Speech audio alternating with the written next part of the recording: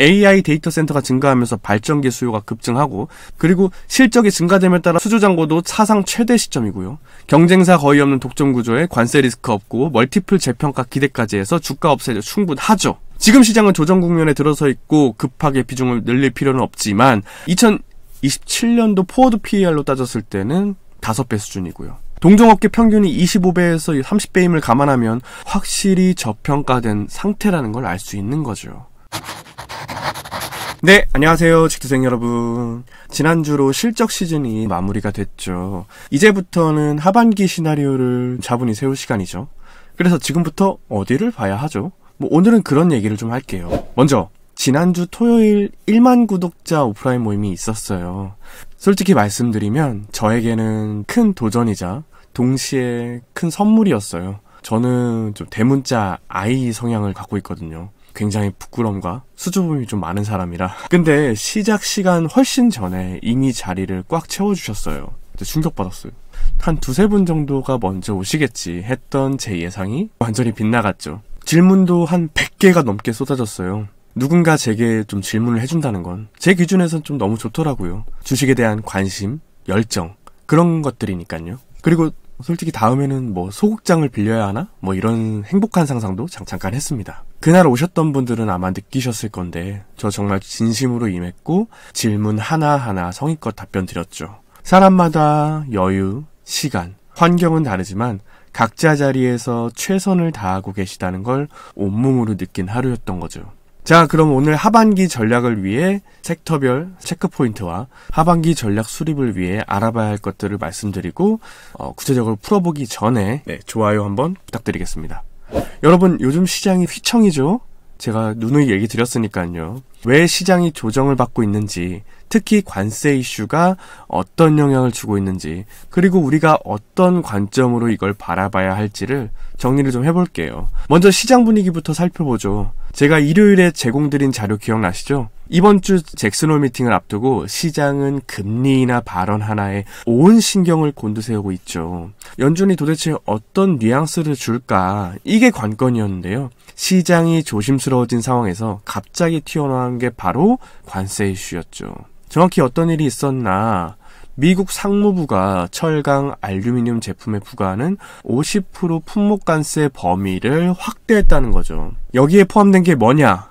변압기, 전력기기, 지게차, 굴착기 같은 건설기계, 이렇게 실물 경제랑 직결된 산업군이 직격탄을 맞게 된 거죠. 사실 이 섹터들 올 초부터 꾸준히 흐름 좋았던 섹터죠. 실적도 좋았고 수급도 잘 붙었던 구간이었는데 갑작스런 관세 이슈로 무너진 경향이 있죠. 여기서 끝이 아니죠. 이달 안에 반도체와 바이오에 대해 추가 관세 발표 가능성까지 있죠. 이건 그냥 뉴스가 아니라 시장이 이미 미리 선반영하기 시작했다는 거죠. 우리가 주목해야 될 포인트는 첫째, 조정의 이유가 펀더멘탈이냐 아니냐, 그리고 언제 끝날 수 있느냐. 이번 조정은 기업 펀더멘탈이 깨진 게 아니죠. 정책 리스크죠. 즉 이슈성 조정이란 얘기죠. 물론 그 이슈가 크면 조정폭도 커질 수 있지만 이건 실적 둔화와는 결이 좀 많이 다르죠. 그래서 전 이거를 기회로 볼 준비를 하고 있고요. 좀만 기다리면 또 협상 기대감이라고 해서 후속 뉴스가 좀 따라올 가능성도 있겠잖아요. 시장은 지금 잭슨홀 미팅 플러스 관세 이슈로 단기 변동성, 불확실성 구간에 있고요. 전력기기나 건설기계는 관세 영향 직격탄을 맞을 가능성이 있고, 바이오나 반도체도 불안감으로 동반 약세일 가능성이 있고, 하지만 이건 펀더멘탈 문제가 아니라 이벤트성 리스크일 가능성이 있다. 이럴 땐 관망하되 겁먹지 말자. 싸게 살 기회가 오는지 침착하게 체크하자. 이 말씀을 좀 드리고 싶었습니다. 그래서 저는 지금은 급하게 사야 할 타이밍은 아니다라고 생각을 하고요. 왜냐하면 지금은 시장이 이도저도 아닌 애매한 구간이 있기 때문이죠. 강한 상승이 나오는 것도 아니고 그렇다고 바로 밀려버리는 것도 아니고 뭔가 위로 갈 수도 아래로 갈 수도 있는 그런 흐름인 거죠. 이럴 때가 사실 가장 조심해야 되는 구간이죠. 지금 안 사면 기회를 놓치는 거 아닐까라는 조급함을 경계해야겠죠. 한 템포 쉬어가도 돼요. 쉬어가는 것도 실력입니다. 왜냐면 지금은 시장이 우리를 시험할 수도 있는 구간이기 때문인 거죠. 제가 누누이 말씀드렸듯 8월은 원래 비수기. 시장의 세력들도 대부분 관망하거나 쉬고 있고요. 거래대금도 약하죠. 수급은 가벼운 편이고요. 이럴 때 괜히 무리해서 진입했다가 스트레스만 커지고 계좌도 같이 녹으면 마음이 많이 아프잖아요. 그죠? 그래서 이런 매크로 이슈들, 잭슨홀 미팅, 9월 FOMC, 실적 프리뷰까지. 지금은 중요한 이벤트들이 앞에 깔려있는 시점이기 때문에 굳이 서두를 필요가 없다라는 말씀을 드리고 싶은 거죠. 저도 그래서 요즘 비중 크게 안 실어요. 좋은 종목은 언제 들어가야지 이런 것만 생각해놓고 시나리오만 써놓고 내가 원하는 자리에 왔을 때 분할로 매수하는 거죠. 저는 그렇게 생각해요. 기회는 늘 조용할 때 만들어진다. 남들 그렇게 주가 하락하는 기간에 좀 그냥 놓고 쉬잖아요. 그럴 때 준비한 사람이 다음 파동에서 웃게 돼 있습니다. 자, 그렇다면 지금 괜찮게 공부해볼 만한 기업을 뭐냐? 라고 물으신다면 저는 GNC 에너지를 말씀드리고 싶습니다. GNC 에너지는 단순히 전력기기를 파는 회사가 아니죠. 데이터 센터용 비상발전기 분야에서 국내 1위를 차지하고 있는 기업이죠. 요즘 AI 돌풍에 힘입어 데이터 센터가 전국 곳곳에 우후죽순 생겼죠. 이럴 때 필요한 게 바로 전력. 그 중에서도 비상 상황에 대비한 발전기죠. 그리고 이 시장에서 독보적인 점유율을 확보한 기업이 바로 GNC 에너지예요. 데이터 센터용 비상 발전기 점유율만 무려 70% 이상이죠. 24년 4분기부터 이 AI 데이터 센터에 대한 수요가 본격적으로 반영되기 시작했죠. 그 결과 영업이익이 전년 대비 1300% 급증, 사상 최대 실적을 기록했죠. 물론 최근엔 2분기 실적이 컨센을 소폭 하회하면서 주가가 고점 대비 20% 이상 조정받은 상황이긴 하죠. 하지만 영업이익은 전분기 대비 4배 가까이 늘었고 그에 따른 수주잔고도 계속해서 늘어나고 있죠. 최근 8월 11일 울산에 지어질 국내 최대 규모 AI 데이터 센터에 422억 규모의 비상발전기 공급 계약을 따냈는데요. 이건 GNC 에너지 역대 최대 수주죠. 현재까지 누적 수주잔고는 3,300억을 돌파했고 이건 작년 매출액의 2배 수준입니다. 비상발전기 시장의 특성상 AS와 유지보수가 핵심인데요. 국내 데이터 센터들은 언제라도 대응 가능한 국내 업체를 선호할 수밖에 없는 거죠. 즉 해외 업체가 들어올 여지가 사실상 거의 없다는 거죠.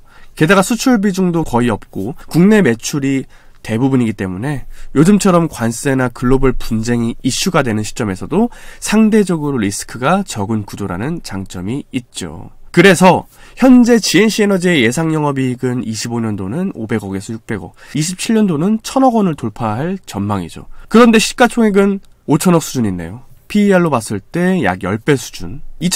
2027년도 포워드 PER로 따졌을 때는 5배 수준이고요. 동종업계 평균이 25배에서 30배임을 감안하면 확실히 저평가된 상태라는 걸 알 수 있는 거죠. 최소 1조까지는 갈 수 있지 않을까? 이런 생각을 해볼 수 있는 거죠.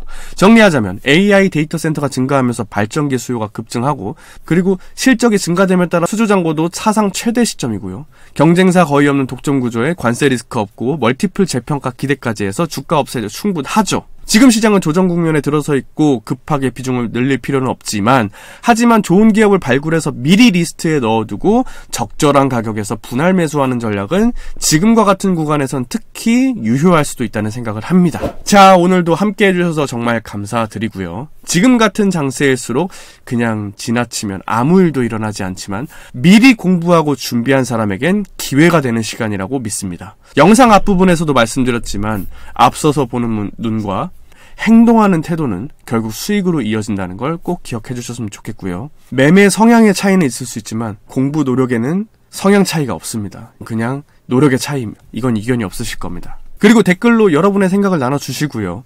지금 혹시 눈여겨보고 있는 종목, 왜 그렇게 생각하는지 이유를 구체적으로 적어주시면 제가 직접 읽어보고 합리적인 아이디어라면 영상에서 제가 따로 다뤄보겠습니다. 시장이 쉽지 않은 시기지만 이럴 때일수록 서로의 통찰이 큰 힘이 될 수 있고요. 함께 배우고 성장하는 공간이 되길 진심으로 바랍니다. 그럼 오늘 영상이 도움이 되셨다면 구독, 좋아요, 알림 설정까지 부탁드리고요. 다음 영상에서 다시 찾아뵙겠습니다. 안녕.